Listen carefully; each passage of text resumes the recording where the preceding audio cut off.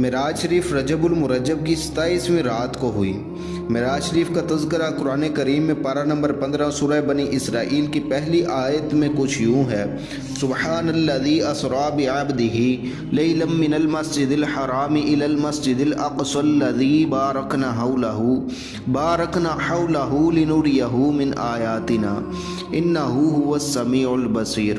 باقی ہے اسے جو راتوں رات اپنے بندے کو لے گیا مسجد حرام یعنی کہ خانہ کعبہ سے مسجد اقصی یعنی کہ بیت المقدس تک، جس کے گرد اگرد ہم نے برکت رکھی کہ ہم اسے اپنی عظیم نشانیاں دکھائیں، بے شک وہ سنتا دیکھتا ہے۔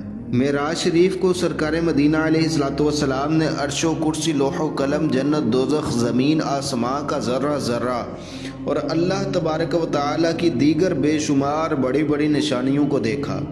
سب سے بڑھ کر آپ علیہ السلام نے اس رات اپنے سر کی آنکھوں سے جمال الہی کا دیدار کیا اور بغیر کسی واسطے اللہ کا کلام سنا۔